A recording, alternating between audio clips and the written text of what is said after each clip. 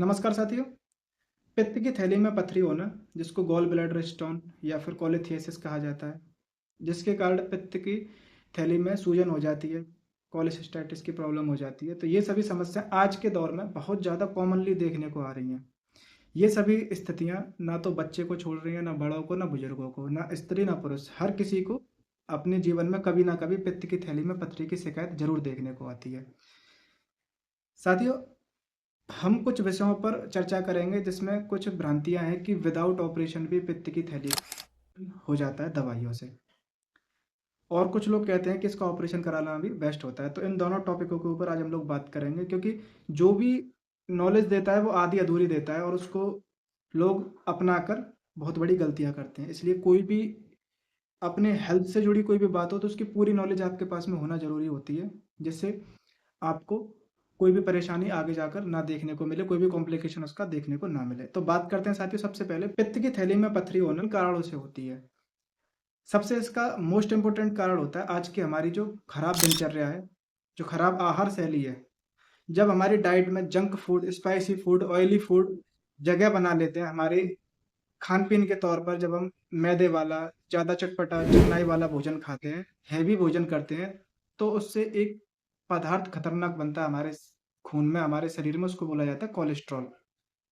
जब थोड़ा बहुत कोलेस्ट्रॉल बनता है दोस्तों, तो ये पित्त के द्वारा अवशोषित हो जाता है। लेकिन जब ये बहुत ज़्यादा मात्रा में लिवर द्वारा बनाया जाता है, तो ये अवशोषित नहीं हो पाता है और ये छोटे-छोटे क्रिस्टल्स का रूप लेकर पित्त की थैली में जमा होने लगता है और आगे जाकर ये एक पत्थर बन जाता है, जिसको गॉल ब्लैडर स्टोन कहा जाता है।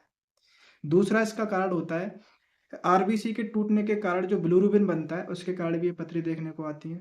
तीसरा कारण कैल्शियम की पथरियाँ भी बन जाती हैं। तो ये 3 कारण होते हैं पित्त की थैली में पथरी बनने के।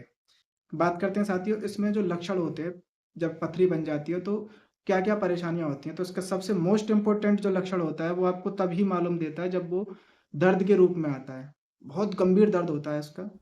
ये आपके ब्रेस्ट बोन से, पेट के सेंटर में ब्रेस्ट बोन से साइड में, इधर की साइड में दर्द होगा। आप स्क्रीन पर भी देखोगे। ये दर्द पीछे होता हुआ बैक तक जाता है और बड़ा ही गंभीर दर्द होता है। कभी शोल्डर के पीछे भी ये दर्द होने लग जाता है और किसी-किसी को एपिगैस्ट्रिक रीजन तक भी पहुंच जाता है और ऊपर चढ़ता हुआ प्रतीत होता है, और बहुत से लोग इसको हार्ट अटैक भी समझने लगते हैं।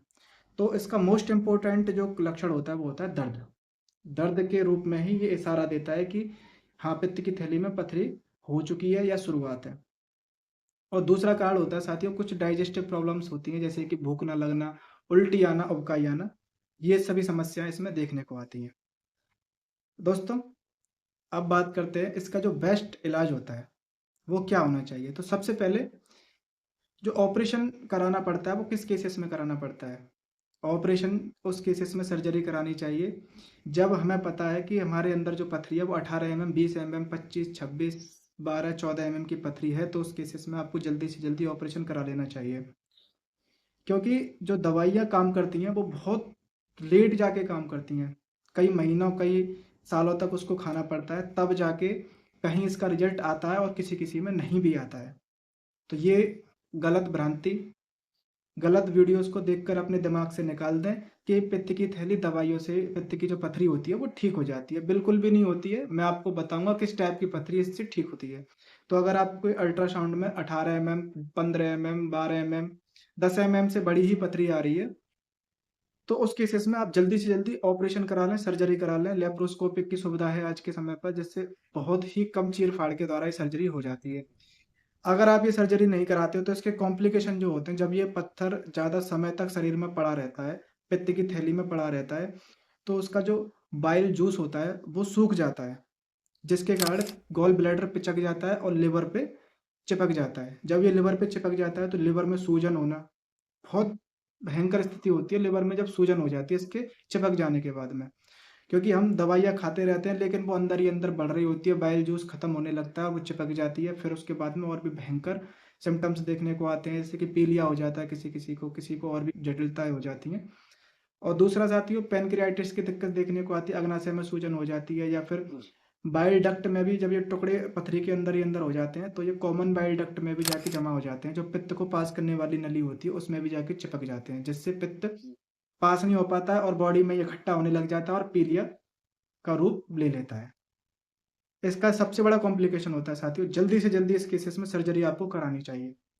दूसरा दोस्तों, किसी अन्य मेडिकल कंडीशन के कारण अगर आप अल्ट्रासाउंड कराते हो, उसमें पथरी 1 mm, 2 mm, 3 mm या 5 mm तक की भी आती है, तो उस केसेस में आप दवाई का सहारा ले सकते हो।